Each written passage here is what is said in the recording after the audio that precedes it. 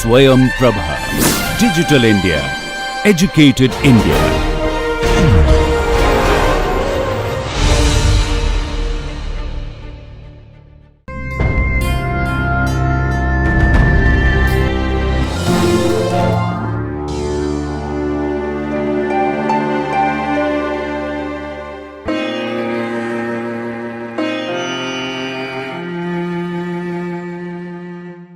Hello friends, welcome to this lecture series of BSc with Chemistry, discipline specific elective of quantum chemistry, spectroscopy and photochemistry. In this lecture, we will see the vibrational spectroscopy.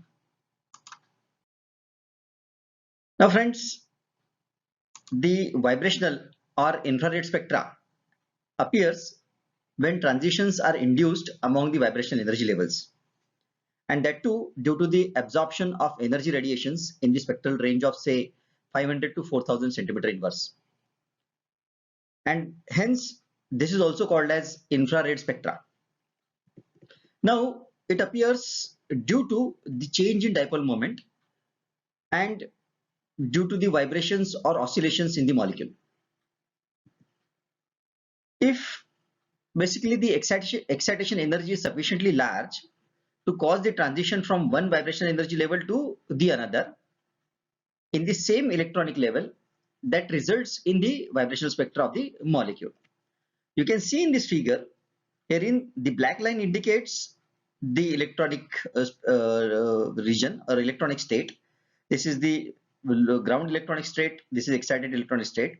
These blue lines in the electronic states, they indicate the respective vibrational states, and the orange line, they indicate the rotational levels. Now when this transition takes place from this one blue line to other blue line in the same electronic state, the vibrational spectra appears. Now the energy is required for these spectra. Basically these are available in the infrared region of the electromagnetic spectrum, and hence this spectra is also known as IR spectra or mid IR spectra or near IR spectra.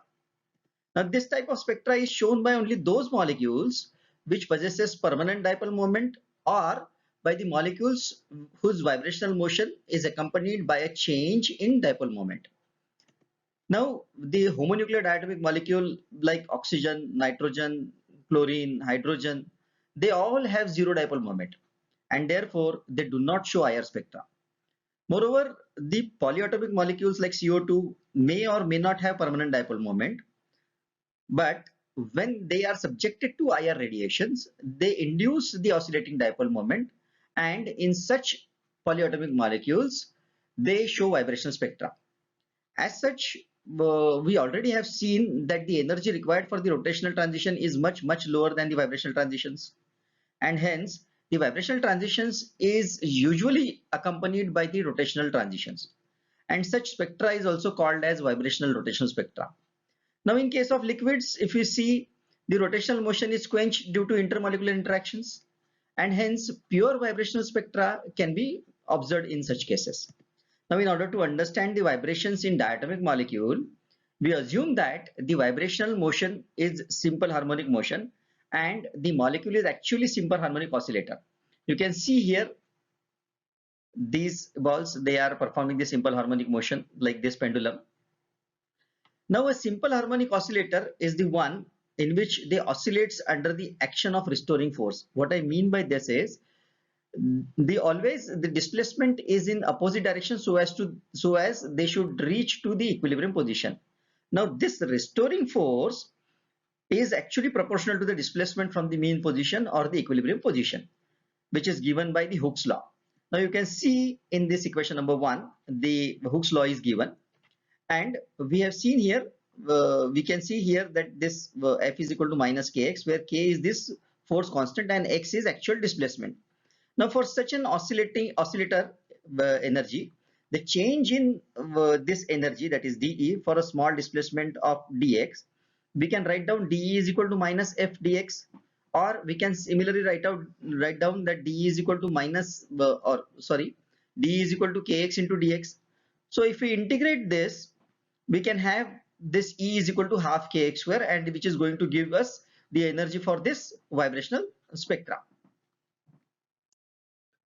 Now friends, based on this expression, we can make several assumptions. This equation number 3 is actually the equation of parabola. And so the value of energy changes with the displacement in a parabolic manner.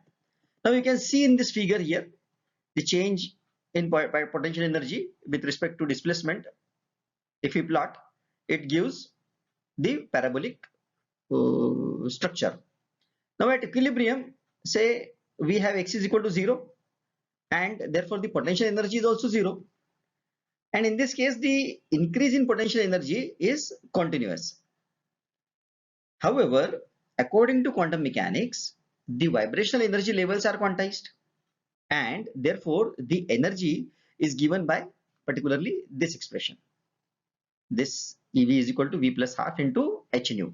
Now in this, we know that this V is the vibrational quantum number which has only integral values like 0, 1, 2, 3 and so on. H is the Planck's constant and nu is the vibrational frequency or the oscillating frequency, which is given by this, and we can calculate from this the wave number. Now this is actually the equilibrium frequency in terms of wave number, and therefore we can substitute this value over here and we can find out this expression for the energy, vibration energy. Now we can make the further important conclusion from these equations. Basically, now putting the different values of vibrational quantum number in this expression, we get different energy levels. And we can see that these are the energy levels E0, E1, E2, wherein half hc omega E, 3 by 2 hc omega E, 5 by 2 hc omega E. We can see here. We can go on predicting like this. And hence, actually each two vibrational energy levels are separated by equal amount of energy. So for example, for V is equal to 0, this energy is called as 0 point energy, or this is what I'm aiming at. This is 0 point energy. Now, what is this 0 point energy? It is actually that minimum amount of energy which is associated with a vibrating molecule. Now, this energy exists with a molecule even at absolute zero of temperature, when all other forms of energy becomes actually zero. And therefore, this is the 0 point energy.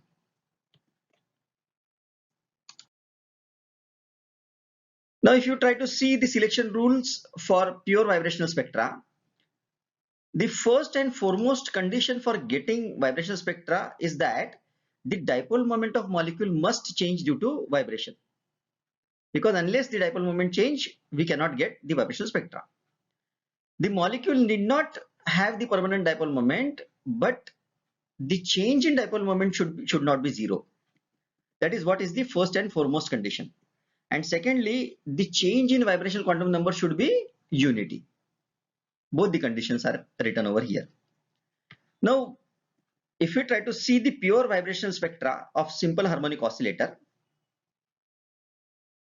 according to selection rule, the vibrational transitions are allowed only between the adjacent energy levels, and also each of the two energy levels are separated by equal amount of energy, and which are given by this particular expression if we try to see the difference, isn't it?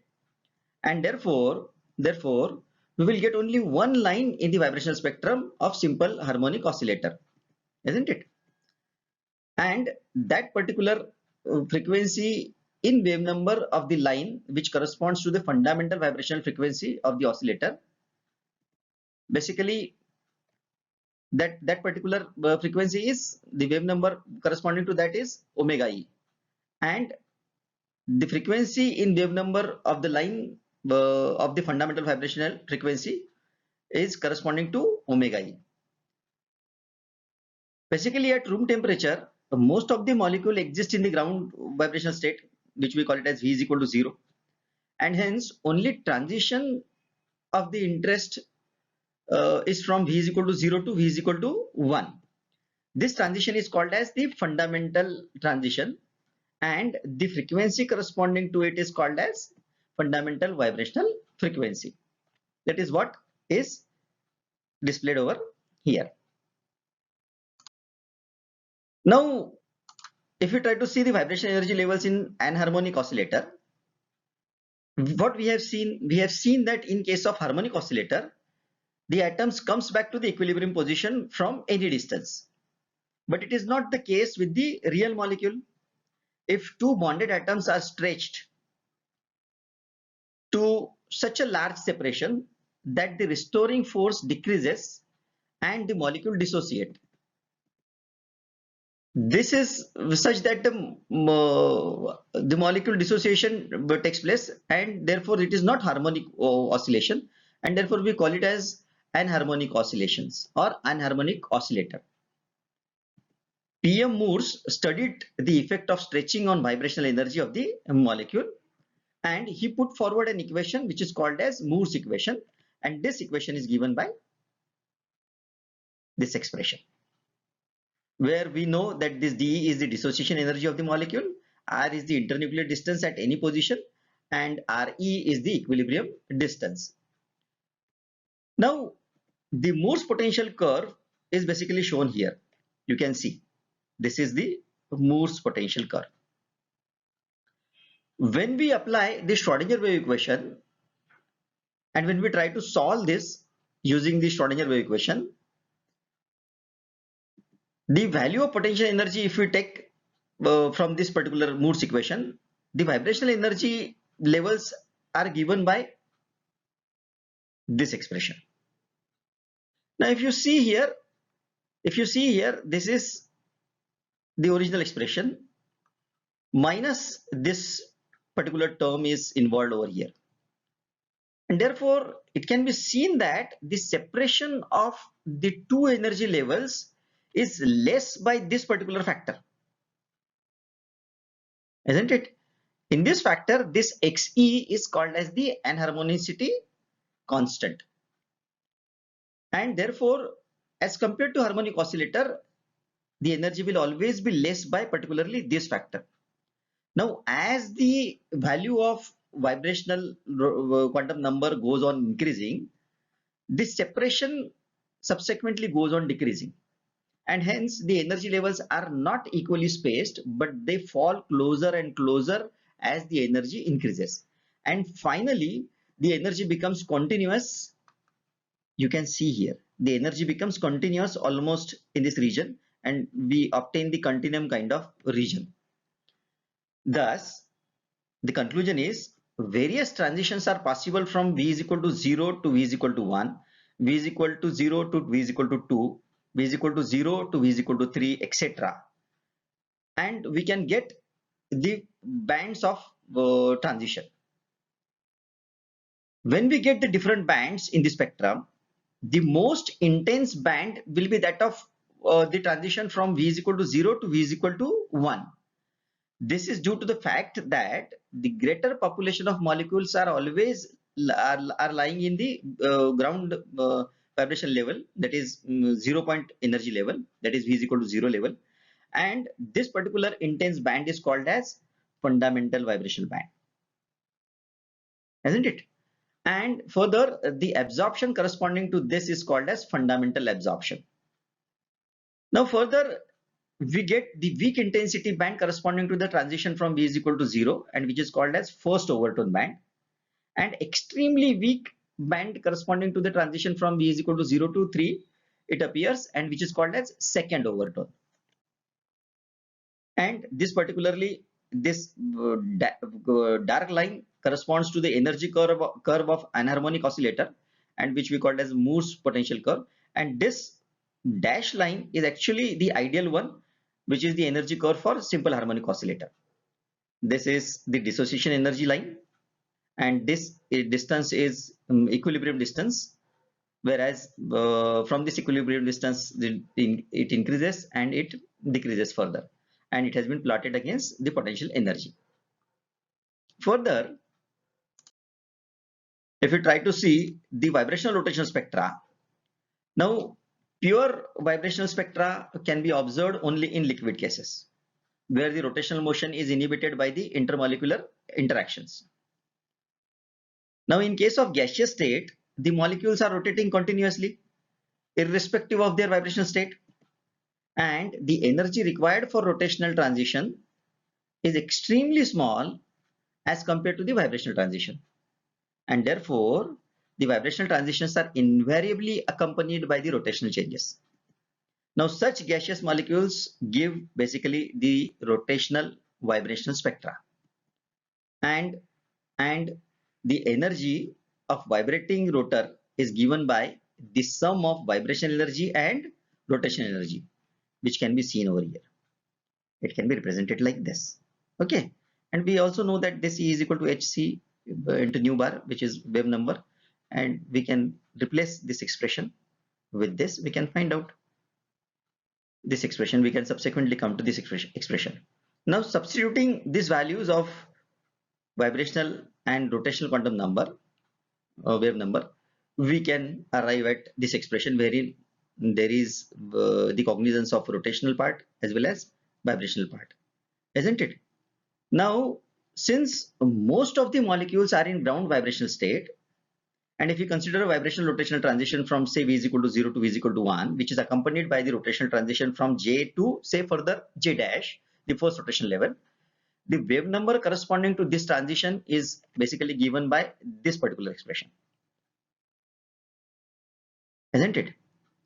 And basically if you try to see this expression, we can see the transition from J to J dash rotational quantum number, and V is equal to 0 to V is equal to 1.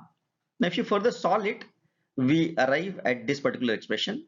Now putting this value of omega 0, we arrive at this. So basically with this transition, with this we can obtain the two expressions for say delta J is equal to plus 1 and delta J is equal to minus 1. So for delta J is equal to plus 1, the transition will have the value omega 0 plus 2b into J plus 1.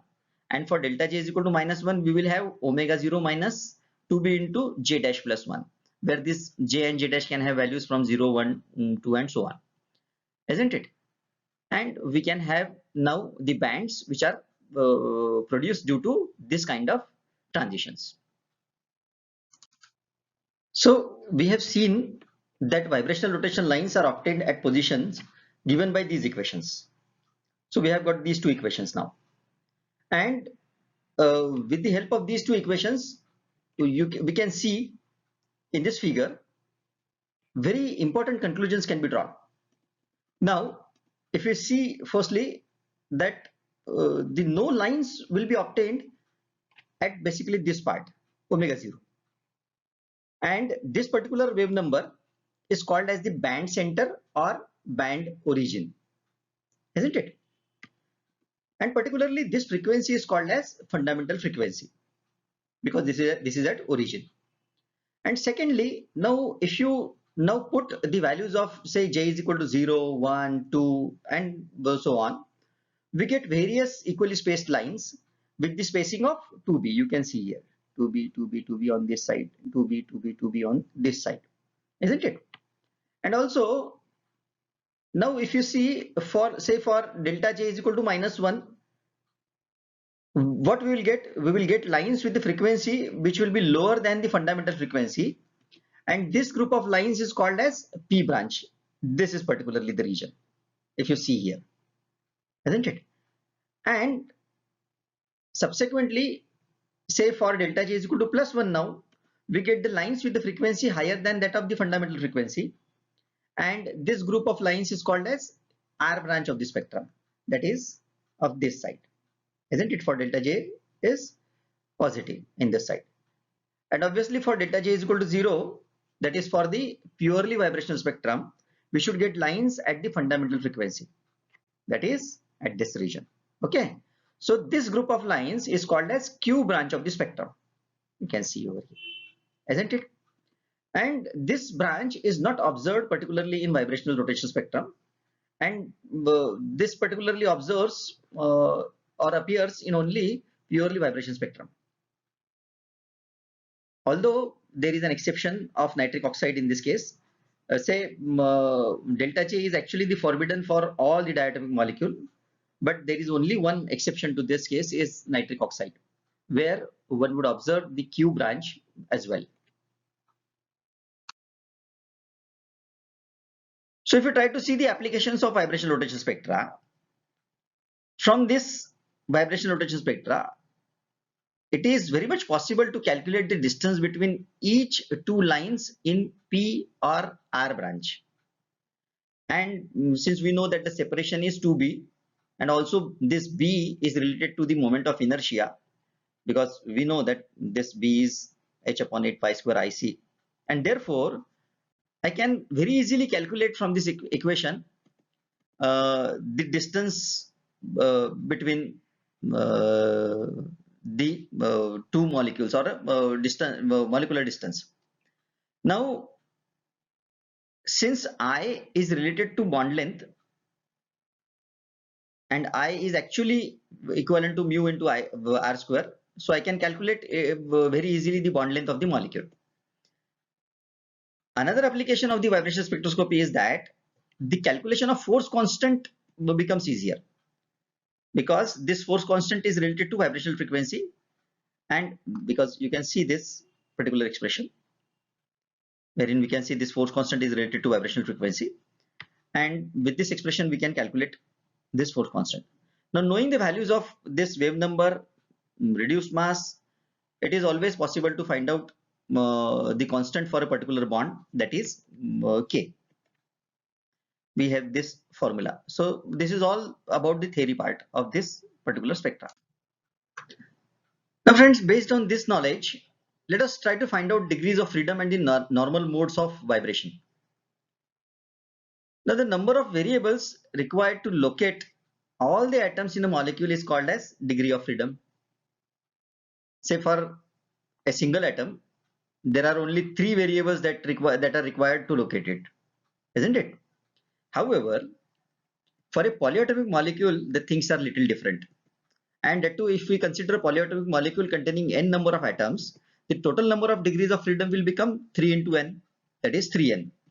Now, these degrees of freedom include the translational, vibrational, and rotational degrees of freedom. And the degrees of freedom of a molecule, it plays a very important role in determining the normal modes of vibration. And also, the number of fundamental bands of absorption, if you try to see, it plays a vital role. Now, normal mode of vibration is actually defined as, which is given over here, it is actually defined as a molecular motion in which all the atoms in the molecule vibrate with the same frequency and all the atoms pass through their equilibrium position simultaneously. So based on this, if I try to classify the polyatomic molecules, I can classify it on 2 categories. One is nonlinear and the other is linear. If you try to see, the total degrees of freedom in case of this nonlinear molecule is 3n. And in this nonlinear molecule, we also need to consider the translational degrees of freedom, that is 3. The rotational degrees of freedom, that is 3. And therefore, the vibrational degrees of freedom will automatically become 3n minus 3 for translational, 3 for rotational, that has to be subtracted. And therefore, we get 3n minus 6 vibrational degrees of freedom.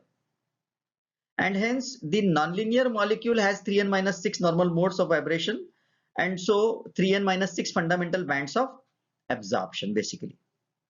Similarly, if I try to see the linear molecule, again the total degrees of freedom is 3n and the translation degrees of freedom is 3.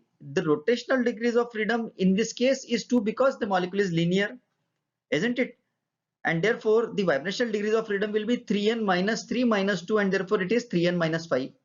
And hence a linear molecule has 3n minus 5 normal modes of vibration, isn't it? And that is actually will give me fundamental bands of absorption in this case. Now, similarly, if I try to find out the normal modes of vibration of the triatomic molecule,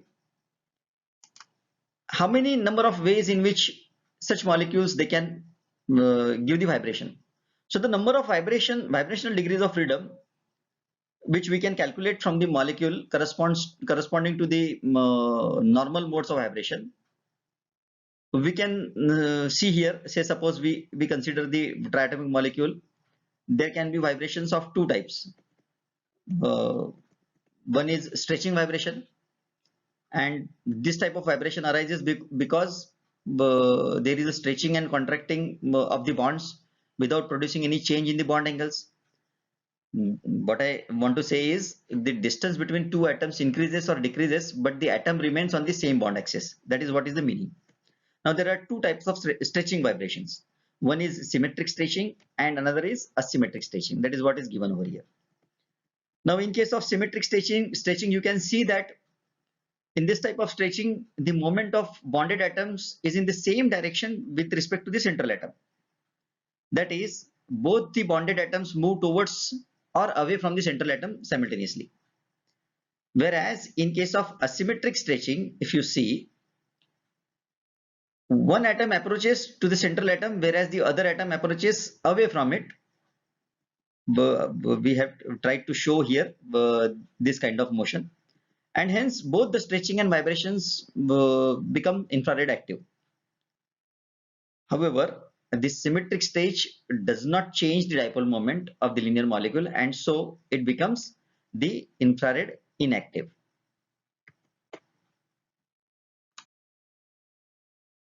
Similarly, for bending vibrations, if we try to see the possible number of ways we have, there can be 4 types of bending vibrations. Now, in these bending vibrations, there is a deformation of bond angle and there is no change in the bond length. The one way is scissoring, another way is rocking, third way is wagging, and fourth way is twisting. Now, if you see here, in all of them, say in scissoring, in this type of vibration, the two atoms approaches in the same plane. In rocking, the vibration, the movement of atoms occurs in the same direction and also in the same plane. In wagging, if you see here, the vibration of two atoms moves up and down in the plane with respect to the central atom. And in twisting, if you see, the one of the atom moves up in the plane whereas the other moves down in the plane with respect to the central atom. This is what is bending vibration.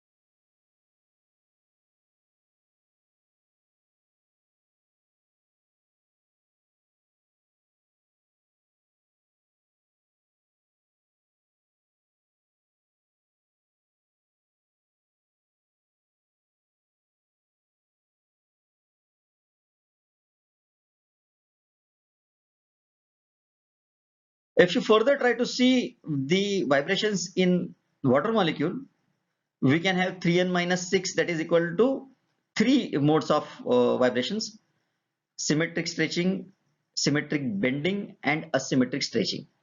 Now, if you try to see here, out of these 3 modes, all of the 3 modes are accompanied by change in dipole moment, and all of them they are IR active, and also they require the different energies, and therefore all of them they are non-degenerated, isn't it? This table basically gives the glimpse of the application of vibration spectroscopy in detection of functional group in organic compounds or the functional groups in organic compounds, and basically they contain fixed atoms with the definite bond lengths, and these bonds they undergo stretching and bending vibrations when basically subjected to IR radiation, and hence they absorb at definite wave numbers. These wave numbers can be used to identify their functional groups, and usually it is a signature kind of thing, and therefore like in alcohol the OH stage is in between this particular wave number, CO stage is in between this particular wave number, ethers, aldehydes, ketones, carboxylic acid. Specifically in carboxylic acid the CO stage will be 1730 to 1700, and therefore with this signature you can actually identify the presence of these particular functional groups in the organic compounds, like for esters, acid chlorides, anhydrides, amines, amides. Similarly, you can further see this as in alkyl halides, ketonic group, NH band, primary NH band, nitriles, isocyanides, mercaptans. You can predict many of these functional groups in the organic compounds based on this signature spectra. So now, basically, from the knowledge of this vibrational frequency of functional groups, as we have seen in the earlier tables, we can identify the organic compound, the functional groups present in the organic compounds particularly. Why I am saying like this? Because in this spectroscopy, particularly the spectrum which we obtain represents actually the fingerprint of this particular molecule. And therefore, many a times this IR spectroscopy is known as fingerprint spectroscopy or fingerprint spectra, in which we can, particularly in olden days, nowadays there are many techniques through which we can identify the functional groups, and for organic chemists the job is little bit easier right now.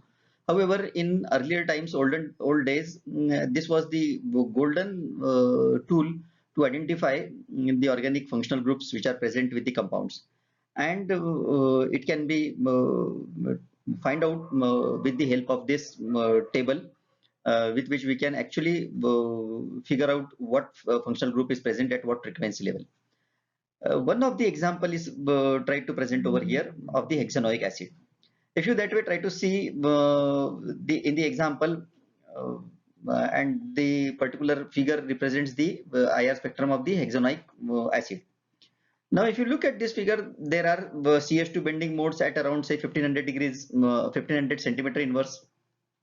There is a strong ketonic peak around 1700 centimeter inverse. There is a medium CO peak around 1250 centimeter inverse. And basically the sp3ch and OH stretching mode are basically less clear herein. So if you see here, at first the OH peak appears to be absent basically, if you look at it at the first sight, and the CH stress appears to be very broad. The reason for this is actually the wide peak between 3000 to 2600 centimeter inverse is really the usual CH stretch with the broad OH stretch superimposed on it. And basically the low frequency vibration of this OH bond is related to the partial dissociation of the proton due to the strong hydrogen bonding. And that is the reason why we obtain this peak, sharp peak at the end, and the broader region herein. So there is a imposing image of this particular peak. So this way we can find out the spectrum of many of the organic compound having the functional groups, and we can attempt in predicting which kind of functional group is present at what position, and you can guess what is the compound containing the or what is the functional group containing the compound, and we can predict many more compounds like this. So herein we would stop here. So friends, this is the end of lecture 13. Thank you very much.